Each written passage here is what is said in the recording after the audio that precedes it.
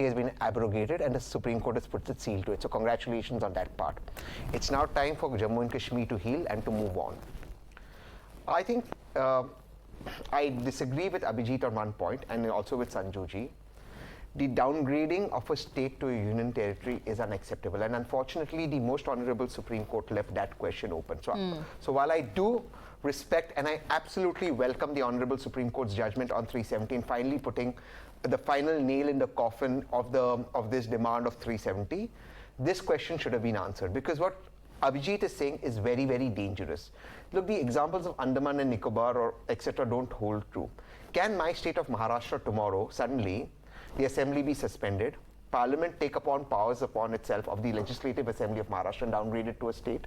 Or can my city of Mumbai tomorrow be converted to a union territory because the state decides it? It's very dangerous to think that. Can the Assembly of Karnataka be suspended permanently? Second, while I do welcome the SG's commitment and the Honorable Supreme Court's direction that statehood should be restored by September 2024 and elections be held, this is only the commitment of the SG. It's not only affidavit by the government of India. While Honorable Home Minister Amit Shah did say this in Parliament, this isn't an affidavit in the court. And therefore, I think the Supreme Court should have pushed the Honorable SG to bring this as a commitment from the government of India that statehood would be restored. Because every Kashmiri, I think, Jammu and Kashmir citizen does want the statehood to be restored. So I think that are two important issues that we have to grapple with as a nation. But I do agree with Abhijit totally on the part that what Ambedkar ji said. Look, we are an indestructible union. The union is supreme. And I think that's what the Supreme Court has upheld. Within the various identities that we all have, the one common identity between Sujata ji, Sanju, Abhijit, me, Sushant, all of whom of us are diverse, is the identity of being an Indian. That identity is absolutely supreme, and that can never ever be changed. So just one point.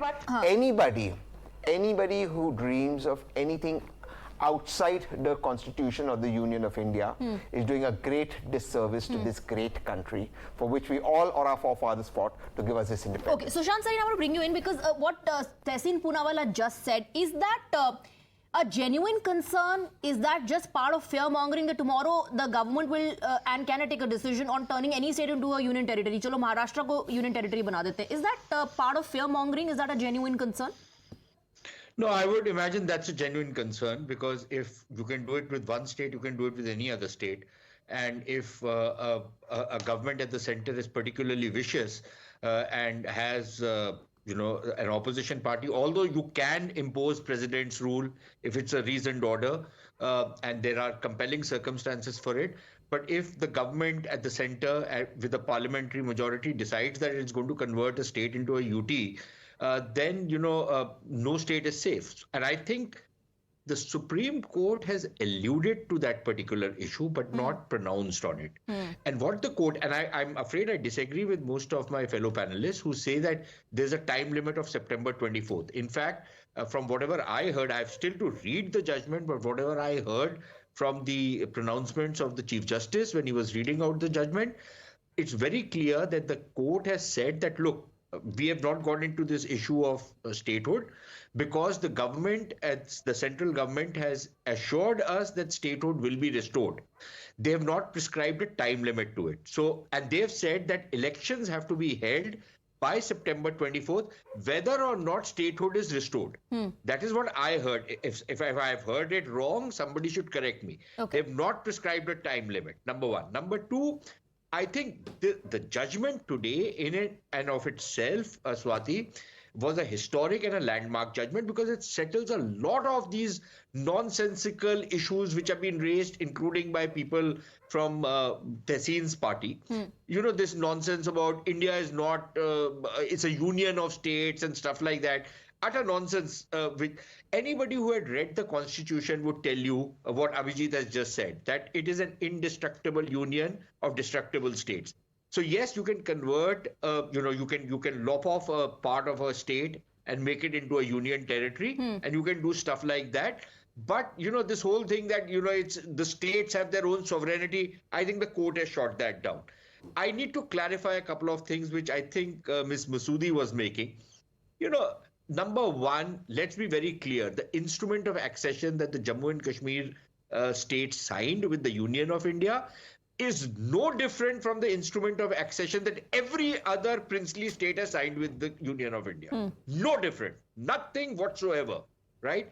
And I think the court has clarified what, how the subsequent process went on. Number two, there was this separateness which 370 seemed to have inculcated, at least at the psychological level.